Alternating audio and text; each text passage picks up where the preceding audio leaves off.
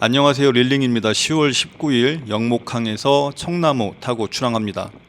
오늘은 고저차가 500에서 550 정도의 11물이고요. 로드는 쿄쿠에이 170H, 157mH를 준비했으나 주로 170H를 사용했습니다. 당나루 카리나를 주로 썼던 차라 170H가 그것과 거의 같아서 170H가 익숙했습니다. 가격 차이가 많이 나는 두 로드지만 스펙이 거의 비슷한 로드를 써보니 다른 점은 가볍다는 것, 그리고 그 가벼움이 주는 차이가 좀 있다는 것 빼고는 아직 찾지 못했고요. 두 로드를 사용한 조항은 비슷합니다. 그 차이가 있다는 것은 당나루 카리나에 파지하는 부분이 꽤 저리다는 것인데, 그 저림이 낚시 후에도 꽤 오래 가는 것에 비해서 좀 더 비싼 로드는 같은 파지법임에도 불구하고 낚시 후에도 저림이 없었습니다. 아마도 이건 릴링을 할 때 파지하는 부분에 힘이 가해지는데, 그 힘이 고르게 분산되어 손가락 마디 사이에 집중되는 힘이 덜해지는 느낌입니다. 더 다른 점은 앞으로도 찾아가도록 하겠습니다. 봉돌은 하루 종일 18호를 썼습니다. 평일 출조는 제한적이라 물때와 날씨를 잘 골라서 구심 끝에 19일로 예약을 했는데, 다음 날부터 날씨가 비 예보로 바뀌었습니다. 그리고 또 추가로 바람도 강하게 부는 것으로 바뀌어서 삼중고를 겪었습니다. 비, 바람의 하나는 선탑 지정 자리에 당첨된 것인데, 평소라면 참 좋아했을 자리지만 오늘처럼 너울이 심한 날은 돈 받고 탈해도 타기 싫은 자리입니다. 그래서 제 옆 선수 자리는 신청 자리인데도 불구하고 아무도 신청을 하지 않아서 매우 넓은 자리에서 편하게 낚시를 했습니다. 덕분에 오전에 자세 유지하고 집중하느라 오후에는 제대로 낚시를 하지 못해서 많이 못 잡았습니다. 6시에 출항을 했고요. 먼 바다로 나간다고 하셔서 선실에 누워 있었는데 너울에 부딪혀서 배가 덜컹덜컹 앞으로 잘 나가지 못하는 것 같았습니다. 결국 중간에 먼 바다는 포기하고 낚시를 시작했습니다. 영상을 찍기 전 어두울 때 10마리 정도를 잡았는데 다 이 애기로 잡았습니다. 야마시타 하이어필 레드골드 레틀이 들어있는 애기고요. 그리고 중간중간 잘 써먹었습니다. 또 한편으로는 국내 조구사가 만든 특정 애기가 하도 좋다는 얘기가 많아서 저도 인기 색상만 잘 골라서 갔는데, 갑오징어는 한 마리도 못 잡고 쭈꾸미 엄청 잡았습니다. 쭈꾸미 킬러라 쭈꾸미 낚시에 써볼까 생각했지만 4,000원이 넘어서 포기하기로 했습니다. 쭈꾸미만 잡은 건 제 단차와 운영의 실패란 얘기겠죠. 물대표를 보시면 12시에 물이 멈추니까 11시 30분 전까지 엄청 집중해서 잡아야겠다 생각했습니다. 갑오징어가 물이 빠른 날 움직이는 것을 좋아한다기보다는 물이 들어오고 나갈 때 움직이는 먹이들을 노리기 때문에 그 시기에 왕성한 활동을 보이기 때문인데요. 그 시간에는 애기의 영향을 그나마 덜 받는다고 알려져 있습니다. 물론 받긴 받겠죠. 그래서 단차는 15cm, 가짓줄은 약 20cm 정도로 시작을 했고, 초반에는 나름 잘 잡았습니다. 문제는 간조가 지난 시점부터인데요. 이때는 갑오징어가 이미 배불리 먹었을 시간이기 때문에 먹이 활동도 잘 하지 않고 경계심이 많아서 작은 애기를 쓰는 것이 좋다고 알려져 있기도 합니다. 그런데 제가 큰 실수를 한 것이 있는데, 바람과 비에 너무 지쳐서 간조 시간이 지난 후 1시부터는 채비 교체를 전혀 고려하지 않았다는 것입니다. 배에서 다른 분이 잘 잡을 때 눈여겨봐야 하는 것이 하나 있는데, 애기뿐만이 아닙니다. 애기는 그나마 덜 중요하고 단차의 높이와 가짓줄의 길이, 액션의 방법을 참고하는 것이 더 좋은데, 저는 그냥 애기만 잠깐 바꿔주고 말았습니다. 이렇게 했으니 당연히 그 시간에는 다른 조사님들이 훨씬 잘 잡았고 저는 멀뚱멀뚱 지켜보기만 했습니다. 비가 많이 와서 촬영 관련된 부분에 신경을 더 많이 써야 했고, 오전에 선수에서 너무 고생을 해서 그런지 기본을 잊고 있었던 것이죠. 제가 오늘 총 갑오징어는 45마리, 쭈꾸미는 그보다 더 잡았는데 제일 갑오징어를 많이 잡으신 분이 48마리였습니다.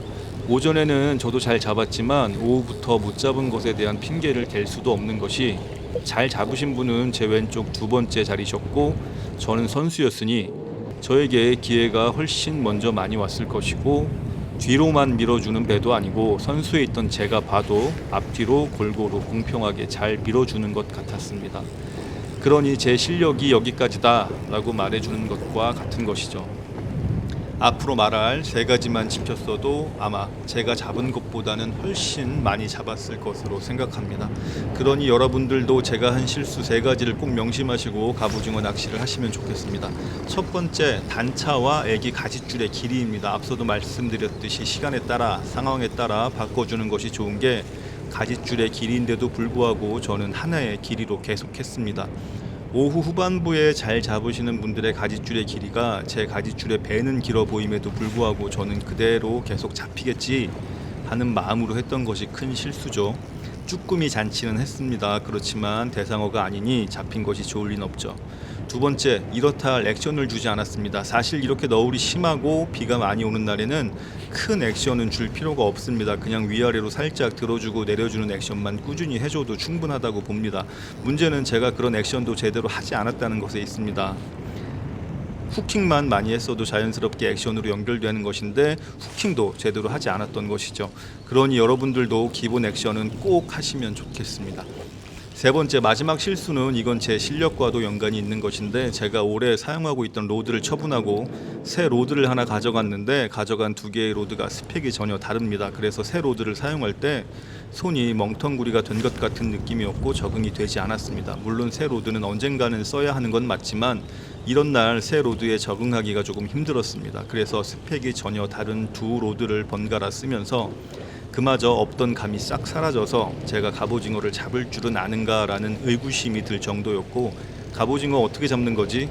라며 혼자 자책하기도 했습니다. 고수들은 분명 막대기를 줘도 잘 잡을 것이기에 로드를 탓하는 건 핑계에 불과할 뿐이지만 이것이 제 실력이기에 적응하지 못했다고 생각하는 것입니다. 그리고 이렇게 비가 많이 오고 너울이 높을 때 갑오징어 낚시를 하기 더 어려운 게 초리대는 너울과 바람, 비에 의해서 더 많이 움직이기 때문에 초리대만을 보고하기는 좀 어렵습니다. 분명 초리대에도 분명히 입질 신호가 있긴 하지만 너울로 울렁거리는 상황에서 초리대 끝에 집중하다 보면 멀미 옵니다.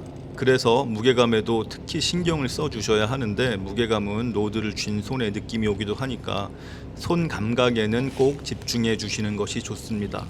특히 스테이하기가 쉽지가 않은데 말씀드렸듯이 너울에 의해서 움직임이 많으니까 내가 스테이를 하고 싶어도 배가 꿀렁거려서 의도치 않았는데 봉돌이 바닥에도 닿고 뜨기도 합니다. 이럴 때는 배의 움직임에 따라서 나도 같이 반대로 움직여주면서 리듬감을 타줘야 채비를 원하는 곳에 둘 수 있습니다. 배의 움직임과 같은 방향으로 움직이면 중심 잡기도 힘들고 내 채비는 더 높이 뜨거나 반대의 경우가 됩니다.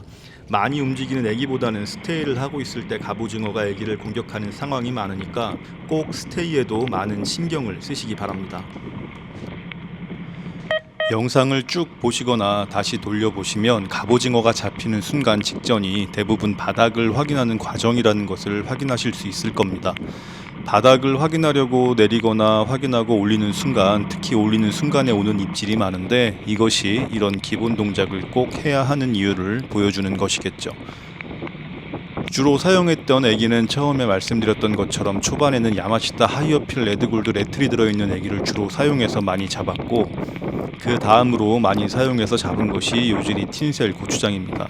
저는 오늘 틴셀 수박보다는 고추장이 잘 먹혔고요. 야마시타 하이어필 바이올렛 블랙 애기도 나름 잘 사용했습니다. 비도 내리고 날이 흐리니 그리고 너울도 있으니까 레틀까지 달린 하이어필 애기가 주요할 것 같아서 사용한 것인데 사실 선탑에서 낚시를 하면서 중간중간 잡는 걸 둘러보면 상당히 다양한 애기들로 잡고 계셔서 제가 사용한 애기가 그날 주요했다라고 보기도 어렵습니다. 종류와 색이 다른 수많은 애기들로 올리시는 걸 보면 가끔은 애기가 뭐 그렇게 중요한가 라는 생각이 들기도 하는데 애기에 대한 집착은 진짜 버리기 어려운 일이죠. 얼마나 더 낚시의 경험이 생겨야 이런 미련을 버릴 수 있는지 모르겠습니다. 언제나 안전하고 재밌는 낚시 하시기 바랍니다. 시청해 주셔서 감사합니다. 릴링이었습니다.